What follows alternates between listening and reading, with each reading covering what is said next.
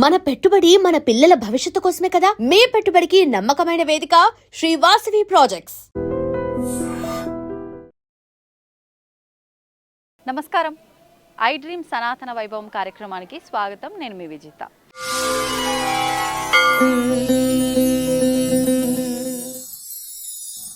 ప్రస్తుతం నేను తిరుపతిలో ఉన్న క్షేత్రాలలో భాగంగా ఈరోజు నేను వచ్చిన ప్రాంతంలో ఉన్న క్షేత్రం గురించి, ఇక్కడ ఉన్న ఆలయం గురించి నేను మీకు చూపించబోతున్నాను. ప్రస్తుతం నేను ఎక్కడున్నాను అనంటే తిరుపతికి దాదాపు ఒక 75 కిలోమీటర్ల దూరంలో ఉన్న కారణేశ్వర స్వామి ఆలయం దగ్గరికి నేను వచ్చేసాను. ఇది ఎక్కడ ఉందో పూర్తిగా వివరాలు తెలుసుకుందాం. ముందుగా మనం తిరుపతి నుంచి 75 కిలోమీటర్స్ మనం చెప్పుకున్నాము. ఇది తిరుపతి జిల్లా నాగలాపురం మండలం కారణి గ్రామంలో ఈ ఆలయం అయితే ఉంది. ఇక్కడ స్వామివారు స్వయంభుగా వెలిసి ఉన్నారు. ఇక్కడ స్వామివారు ఒక అడవి ప్రాంతంలో దాదాపు కొన్ని వందల సంవత్సరాల నుంచి కూడా ఒక లింగ రూపంలో ఉన్న ఒక బండ మాదిరిగానే ఉండిపోయారు. అయితే కొన్ని సంవత్సరాల తర్వాత గ్రామస్తులు దీన్ని గుర్తించి, ఇక్కడ ఉన్న స్వామిని గుర్తించి వాళ్ళ ఇష్టానుసారంగా వాళ్ళకు నచ్చిన విధంగా, తోచిన విధంగా పూజలు చేస్తూ ఉండేవారు. ఆ తర్వాత కొన్ని కారణాల వల్ల భక్తులు మొక్కిన ఆ కోరికలు నెరవేరటం వల్ల స్వామి దగ్గర ఎంతో మహత్యం ఉంది, స్వామిని ఇలా వదిలేయకూడదు, స్వామికి పూజలు కైంకర్యాలు చేయాలి అన్న ఉద్దేశంతో గ్రామస్తుల్లో కొంతమంది ముందుకొచ్చి ఇక్కడ స్వామిని మొత్తం కూడా శుద్ధి చేసి ఒక చిన్న రేకుల షెడ్డు మాదిరిగా తయారు చేసి ఇక్కడ స్వామికి పూజలు, నిత్య కైంకర్యాలు కూడా చేయడం మొదలుపెట్టారు. ఇదంతా కూడా దాదాపు 10 సంవత్సరాల క్రిందటి నుంచి కూడా జరుగుతూ ఉంది. నిత్యము అప్పటి నుంచి భక్తుల అవసరాల కొద్దీ, భక్తుల కోరికల కొద్దీ స్వామి అనుగ్రహాన్ని ఇస్తూనే ఉన్నాడు. ముందుగా ఇక్కడ స్వామి కారణేశ్వర స్వామి ఒక్కరే ఉన్నారు.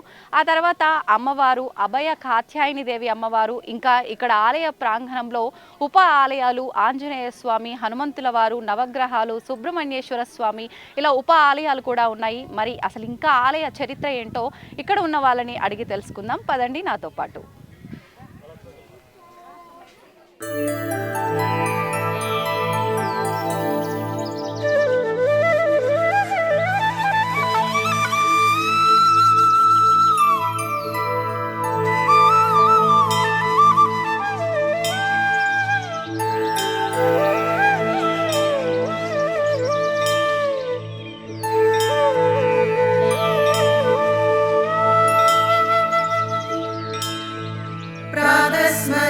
गणनाथमनाथबन्धुम् सिन्धूरपूरपरिशोभितगण्डयुग्मम् उद्दण्डविघ्नपरिखण्डनचण्डदण्डम् आखण्डलादिसुरनायकवृन्दवन्द्यम् प्रातः स्मरामि गणनाथमनाथबन्धुम् सिन्दूरपूरपरिशोभितगण्डयुग्मम् उद्दण्डविघ्नपरिखण्डनचण्डदण्डम् आखण्डलादिसुरनायकवृन्दवन्द्यम् कलाभ्यां चूडालङ्कृतशशिकलाभ्यां निजतपः फलाभ्यां भक्तेषु प्रकटितफलाभ्यां भवतु मे शिवाभ्यामस्तौ कत्रिभुवन शिवाभ्यां हृदि पुनर्भवाभ्याम्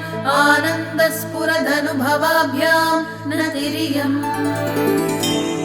नमस्ते नमस्ते महादेव शम्भो नमस्ते नमस्ते दयापूर्ण सिन्धो नमस्ते नमस्ते प्रसन्नात्मबन्धो नमस्ते नमस्ते नमस्ते महेश.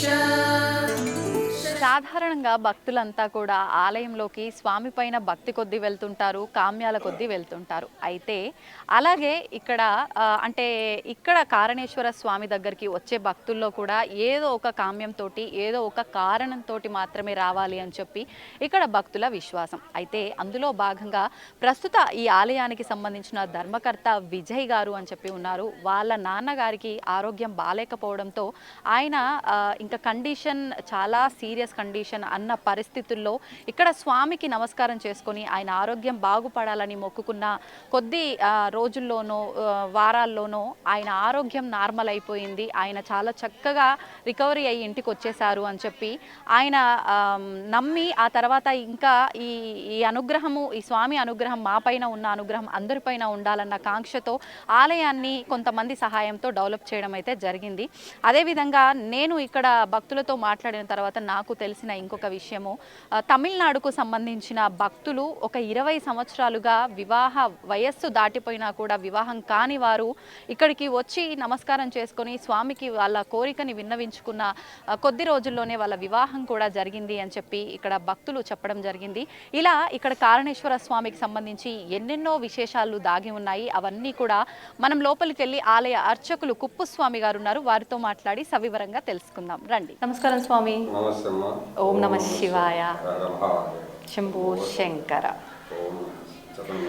స్వామి, అంటే ఈ ఆలయానికి ప్రత్యేకించి ఒక విశిష్టత ఉంది అని చెప్పి, ముందుగా స్వామివారి పూజలన్నీ అందుకునేవారు కాదు కొన్ని సంవత్సరాల క్రిందట అని చెప్పి, అంటే గత 100 సంవత్సరాల క్రిందట నుంచి ఒక అడవి ప్రాంతంలో స్వామి ఒక రాతిలాగానే ఉండిపోయారు. తర్వాత గ్రామస్తులు చూసి ఈ పూజలు, ఈ కైంకర్యాలన్నీ కూడా మొదలు పెట్టడం జరిగిందని చెప్పి నేను వినడం జరిగింది. ఒకసారి స్వామి గురించి, ఈ విశిష్టత గురించి తెలియచేయండి. ఓం నమస్కార. ఇది వచ్చి ఫారెస్ట్ ల్యాండ్, ఇది మొత్తమే ఏదో మా ఆలయాన్ని చేయాలనుకొని మేము స్టార్ట్ చేసినాము. గ్రామస్తులు కొంచెం హెల్ప్ చేసినారు. అయ్యవారి దేవుడి దగ్గర తలుచుకొని ఏదైనా ముఖ్యమైన పనులు, ఏదైనా పిల్లకాయలు లేదు, ఏదైనా పని కావాలనుకున్నప్పుడు వచ్చి చేసుకుంటా ఉండే దానివల్ల ఈ 10 సంవత్సరాల్లో గుడి ఈ విధంగా డెవలప్మెంట్ అయింది అంటే శివయ్య వల్లనే. కానీ ఇక్కడ ఉన్న మొత్తము విగ్రహాలు వచ్చి భక్తులు తీసి పెట్టింది, మేమేం పెట్టలేదు. పాడుపడిపోయింది. గ్రామస్తులు అందరికీ, ఇక్కడ ఉన్న ప్రతి గ్రామస్తులు ఉండే వాళ్ళకి ఈ విగ్రహం గురించి తెలుసును, కానీ ఏమి పరామర్శించుకోకుండా వదిలేసినారు. మనం 2015లో వచ్చి స్టార్ట్ చేసినాము. ఇప్పటికి దారి కూడా లేదనమాట. ఇది మొత్తమే దారి కూడా లేదు. ఏదో భగవంతుడి ధర్మాన ఈ రోజుకి ఈ వర్క్ మొత్తమే అంటే భక్తులు ఇది ఇచ్చినది. వాళ్ళ కానుకల మీద ఇప్పటికీ పూజలు పురస్కారాలు జరుగుతూ ఉన్నది. నిత్య నైవేద్యాలు, ప్రసాదాలకు, పిల్లకాయలు లేని వాళ్ళకి, పిల్లకాయలు ఉద్యోగాలకు, వాళ్ళ సమస్యలు ఏదో ఉన్నా అంటే ఆయన తీర్చిపెట్టేదాని వల్ల ఇంత దూరం మన ఈ అడవి ప్రాంతంలో ఆయన చేసిన పుణ్యమో లేదు మేము చేసిన పుణ్యమో మాకు తెలియదు. కానీ ఈ 10 ఏళ్ళలో ఇంత దూరం తీసుకొచ్చిన అంటే ఆయన భక్తులు ఇది. అంటే కొన్ని వందల సంవత్సరాలు, వేల సంవత్సరాల నుంచి స్వామి అడవి ప్రాంతంలో ఉన్నారో, అసలు ఎందుకు ఉన్నారో కూడా మనకేమి తెలియనప్పటికీ మీరు గుర్తించి మాత్రం 10 సంవత్సరాలు అవుతుంది. అంటే 2000 దాదాపు 15, 14 ప్రాంతంలో మీరు గుర్తించారు. అసలు అంటే అప్పటికి భక్తులందరికీ స్వామి విగ్రహం అక్కడ ఉందని తెలుసు అన్నారు. అవును, మరి వస్తూ ఉండటం అదే ముఖ్యమైన రోజులు, ఇదే సోమవారం, కార్తీక సోమవారం అట్లా టైంలో చిన్న ఒక డబ్బా పెట్టేసి దాంట్లో దీపం పెట్టుకొని వెళ్ళిపోతా ఉంటారు. అంటే దారి ఎవరు లేదు, వాళ్ళు వచ్చి దీపం పెట్టుకొని ఏమి ఉండదు. అసలు రేక్ సెట్ కూడా ఏమి లేదు, ఓపెన్ మొత్తమే అడవి ప్రాంతం, ఓపెన్. ఏదో చిన్న దారి మారిగా ఉంటుంది. దాంట్లో వస్తా పోతా భక్తులు ఏదో వాళ్ళు దీపం పెట్టుకొని పెందలకాడ వెళ్ళిపోతా ఉంటారు. ఏంటంటే అడవి ప్రాంతాన్ని ఏదో పగుల్లో వచ్చి వెళ్ళిపోతా ఉన్నారు. మనం వచ్చిన తర్వాత ఇప్పుడు ఒక 5-6 సంవత్సరాలు కానీ కొంచెం డెవలప్మెంట్ అయింది. మీరు 2015లోనే 15 నుండి స్టార్టింగ్ నుండి. అంటే మీకు అక్కడ విగ్రహం ఉంది, మీరు అంటే రావాలి అని ఎవరైనా పిలిపించారు? లేదు, అంటే భక్తులు చెప్తా ఉన్నారు విగ్రహం ఉంది, చేసేవాళ్ళు లేదు, పరామర్శలేదని. నా సొంత ఊరు వచ్చి నాగలాపురము, చిత్తూరు జిల్లా, ఇప్పుడు తిరుపతి జిల్లా అన్నారు. ఉండేది నాగలాపురం నేను. కానీ ఏదో అయ్యారు ఒక ఆయన, ఎందుకో ఆడ దీపం పెట్టేవాళ్ళు ఎవరు లేదంటే మా ఫ్రెండ్షిప్లు అంతా ఒక 10 మంది 20 మంది చేరుకొని అందరూ చేరుకొని ఏదో ఈ రోజుకి ఈ దీపం పెట్టింది అంటే ఆ 20 మంది చేరుకొని చేసినాం.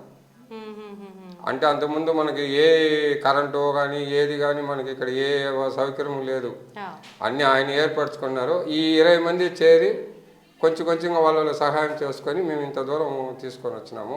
ఆ భక్తులు ఈకి లేదంటే ఈ రోజు కూడా మేము ఏం చేసినలేము. కానీ భక్తులు సహాయం చేసిన దానివల్ల ఆయన ఇది మాకు ఇప్పుడు సలదనంగా జరుగుతూ ఉంది. అంటే స్వామి మీ అందరితో భాగస్వామ్యమై ఆయనకు ఈ రకంగా కైంకర్యాలు చేయించుకోవాలని నిర్ణయించుకున్నారు. అది ఆయనదా తెలియాల, అలా అవన్నీ కూడా సాఫీగా సాగిపోతున్నాయి. అది ఆయనదా తెలియాల మనకి. నేను ఉన్న పరిస్థితి, నేనుండే దీనికి ఈ స్థానంలో నిలబడే ఇది కూడా నాకు లేదు. కానీ ఈ రోజుకి నేను ఆయన దగ్గర నిలబడినంటే అది నేను పూర్వ పుణ్యమో లేదు నేను చేసుకున్న పుణ్యము ఆయనగా తెలియాల. ఏదో ఆ వచ్చే భక్తులు చేసే దానివల్ల వాళ్ళకి మంచి జరగాల, వాళ్ళు 10 మంది రావాలనేది నా అభిప్రాయము. ఓం నమః శివాయ. ఇప్పుడు స్వామికి పేరు కూడా అంటే కారణేశ్వర స్వామి అని మనమే చెప్పి పెట్టింది. మీరు పెట్టుకున్న పేరే అంటే పూజలు అందుకోవడం ప్రారంభించిన తర్వాతనా? పూజ స్టార్ట్ చేసినప్పుడే మన దేవుడికి ఏదైనా పేరు పెట్టాలని ఒక 5-6 పేర్లు అడిగినాము. చెన్నైలో ఇదే కారణేశ్వర టెంపుల్స్ ఒకటి ఉండే చెన్నైలో ఉంది, దాన్ని బట్టి మేము పేరు పెట్టినాము. ఇక్కడ ఉండేవాళ్ళంటే కార్ని ఊరు ఉందనేసి పేరు పెట్టినారని కొంతమంది అనుకుంటారు. ఇప్పుడు కార్తేయని అని పెట్టినాము, అది అయ్యోరమ్మ వండుకొని వద్దు కార్తేయని అభయ కార్తేయని దేవి అని పెట్టని దాన్ని పెట్టినారు. మన ముఖ్యమైన టైంలో అయ్యోరిని పెట్టి పూజ చేసుకుంటా ఉన్నాము. విశేషమైన అవును, అయ్యోరు వస్తారు. విశేషం అంటే ఎలాంటి ఇదే ప్రదోషం టైము, సోమవారాలు, కార్తీక సోమవారాలు, పౌర్ణమిలు, అమావాస్య టైంలో పూజలు ఏదైనా ఉంటే లేదా భక్తులు పూజ చేసుకోవాలనుకున్న టైంలో అయ్యోని రమ్మని చెప్తాము. ఆయన పిచ్చాటూరు అయింది, ఆయన కూడా వచ్చి పోతా ఉంటాడు. ప్రతి సోమవారం ఇది ప్రదోషానికి కూడా వస్తారు, పూజలు చేసి నందీశ్వరుడు పూజ చేస్తాడు. ఏదైనా అభిషేకం ఉంటే శివయ్యకి వచ్చి అభిషేకం చేసి ఆయన బ్రాహ్మణులు వచ్చి చేసిపోతారు. ఓకే, అంటే ఇప్పుడు స్వామివారి పేరు స్వామివారే నిర్ణయించారు, ఒక రకంగా ఆయనతో చెప్పించారు అనుకోవచ్చు. ఆ అమ్మవారి పేరు కూడా అంటే పార్వతీదేవి అని, పార్వతీ జడల రామలింగేశ్వర స్వామి అనో, ఇలా మల్లికార్జునుడు అనో ఉన్నాయి. అందులో స్వామికి అయితే ఒక పేరు నిర్ణయించారు. అమ్మవారి పేరు అంటే వీళ్ళిద్దరూ జంటగా అన్నట్లుగానే ఏ రకంగా నిర్ణయించారు? మేము వచ్చి ఇప్పుడు ఏంటంటే అభయం అంటే అభయం ఇచ్చే కాత్యాయని దేవి అంటే మనకి ఆశీర్వాదించాలా అంటే అభయం ఇచ్చే వల్ల అభయ కాత్యాయని దేవి అని పెట్టినాము.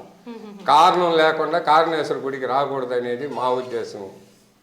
అంటే ఏదో ఒక కారణం లేనిది కారణేశ్వర గుడికి రాకూడదు, దాన్ని బాగా అర్థం చేసుకోవాలి. కారణేశ్వరుడు అనేసి చాలా మంది గుడి అని చెప్పేది దేవుడు అని చెప్పేది కాదు. కారణేశ్వరుడు అంటే కారణం లేకుండా కారణేశ్వర గుడికి పోకూడదు. అక్కడ పని అవ్వాలా, మనకి పోయి చూసుకొని రావాలా. కారణం లేకపోతే కారణం లేకుండా ఇప్పుడు ఇక్కడ చాలా మంది చెప్తా ఉంటారు, మేము 2 ఏళ్ళుగా పోతా ఉన్నాము, 3 ఏళ్ళుగా తిరుపతికి పోతా ఉన్నాము, చెన్నైకి పోతా ఉన్నాము, మీ గుడికి రానుమాలేదంటారు. ఫస్ట్ ఒక్కసారి మీరు ఇక్కడ వచ్చి సంతకం పెట్టేసినారంటే ఆటోమేటిక్గా మీరే వస్తారంటున్నాం. ఏమంటారు, మీకు కారణం లేకుండా తోసి పెట్టేసి ఉంటాడు, కారణం వచ్చిన దానివల్ల మేము తోడుకొచ్చి వదిలినాడు అనేది. అంటే ఇక్కడికి రావాలన్నా కూడా కోరికలు కూడా ఇప్పుడు మీరు రావాలనేసి మేము అనుకోలేదు కదా, మరి ఇప్పుడు దీన్ని ఎవరు చేయించింది? మనం ఇద్దరిని ఇక్కడ నిలబెట్టింది ఎవరంటే ఆయనే. కారణం లేనిది కారణేశ్వరుడు లేదు ఇక్కడ. కారణం ఉండాలా, కారణేశ్వరుడు ఉండాలా, రెండు కలిపి ఉన్నామంటే కారణేశ్వరుడు అని పొడుగ్గా వస్తుంది. ఇప్పుడు ఒక పనిగా మనం బయట పోవాలనుకుంటే ఆ పని ఏమనేది మనం ముందుగా యోచన చేస్తాం కదా. ఆ మాదిరిగా గుడికి పోవాలనుకుంటే కారణేశ్వరుడికి పోయి రావాలనేసి ఒక కారణం లేకుండా వాళ్ళు రారేడికి ఏదో వాళ్ళ బాధలు కొన్ని ఉంటాయి, అది తీర్చి కూడా పెడతా ఉంటాడు. ఇక్కడ చుట్టుపక్కల పిల్లకాయలు లేదన్నా కూడా వాళ్ళు కొంగు వచ్చించి గుడి వెనకాల చెట్టుకి మారేడు చెట్టుకి కట్టేసిపోతారు. వెనకాల పిల్లకాయలు లేదంటే సంతానం లేదని వాళ్ళకి వాళ్ళు కొంగు చించి కట్టేసిపోతారు. అవును, అంటే ఇక్కడ ఇది మారేడు చెట్టు అంటే తమిళ్లో అంటే విల్లువేలు అంటారు. విల్లువేలు తెలుగులో వచ్చి మారేడాకు. ఇప్పుడు ఆ చెట్టుకి వాళ్ళ కొంగు కట్టి ప్రదక్షిణలు చేయడము లేదు లేదు, మేము 3 సోమవారాలు రమ్మంటాము. సోమవారం వచ్చి కవసి తినకూడదని చెప్తాము ప్రతి సోమవారం. అంటే మామూలుగా గుడికి వచ్చినా రాకపోయినా సోమవారం టైంలో కవసి తినబాకని మేమే చెప్తాము. వాళ్ళ కులదేవుడు ఏదైనా ఉంటే ముక్కొని వచ్చి చేయమని చెప్తా ఉంటాము. అది అంటే ఇప్పుడు 3 వారాలు ఖచ్చితంగా రావాలన్నారు. వచ్చిన ప్రతి వారం ఏదైనా ఇక్కడ అదంతా ఏం లేదు, దర్శనం చేసుకొని అంతే. ఖచ్చితంగా 3 వారాలు అయిపోయిన తర్వాత 3 వారాలు అయిన తర్వాత ఏం చేయాలంటే ఈ కట్టుకోండి 3 ఒకే చీర 3 వారాలు కట్టాలి. సోమవారం అదే చీర వారం కట్టుకునేది 3వ వారం వచ్చి స్నానం చేసి ఆ చీర వచ్చి ఇక్కడ స్థల స్నానం చేసి గుడి తిరిగేసి ఆ చీర ఇప్పుడు ఏట్లో వేసి వేరే చీర కట్టుకోపోతా ఉండాల్సిందే.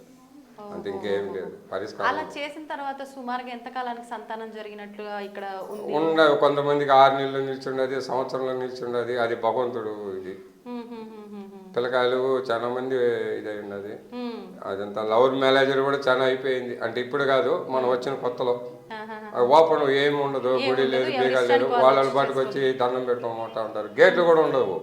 మరి మనకు వేసినప్పుడు 15లో వచ్చి రేక్ సెట్ మరి ఉండదు, తలుపులు గిలుపులు ఏముండదు, ఏముండదు. మనం కూడా రాత్రులు ఒక 5 అయిపోయినట్టు ఇంటికి వెళ్ళిపోవాలి. ఏంటంటే కరెంటు కూడా ఉండదు అప్పుడు వచ్చిన కొత్తలో 15లో. వచ్చిన తర్వాత ఇప్పుడు మనకి కరెంట్లు ఇదంతా కొంచెం భక్తులు కొంచెం హెల్ప్ చేసి ఇక్కడ ఉండే వాళ్ళు 20 మంది పైన, మన గుళ్ళో వాళ్ళు 20 మంది పైన ఉన్నారు. వాళ్ళందరూ చేరి తలా ఒక చెయ్యి వేసిన దానివల్ల ఇంత దూరం చేసినాము. అదే కాకుండా వేల సంఖ్యలో భక్తులు ఇచ్చిన కాணிకల మీదనే ఈ గుడి జరుగుతూ ఉంది ఈరోజు కూడా. సుమారుగా అంటే ఎంతమంది భక్తులు వస్తుంటారు స్వామి? అది చెప్పలేమమ్మా. మామూలు అంటే ఇప్పుడు కార్తీక సోమవారం అంటే ఒక 50 మంది 100 మంది కూడా రావచ్చు. మామూలు సోమవారం అయితే 10 మంది 5 మంది రావచ్చు, లేదు లోకల్ అంతే. బయట ఏదో ఇప్పుడు మనకు అది కాకుండా బస్సు వసతి తక్కువ ఇక్కడ, దిగి రావాలా, చుట్టుపల్లి పల్లికొండేశ్వర కాడ దిగి ఇక్కడికి నడిచి రావాలా. లేడీస్ వచ్చేది కష్టం, పొద్దుపోయిందంటే 5 పైన. వెహికల్స్ ఏదైనా ఉంటే రావచ్చు. పొద్దున 6 నుండి మధ్యాహ్నం 12:30 గుడి తెరిచే ఉంటుంది.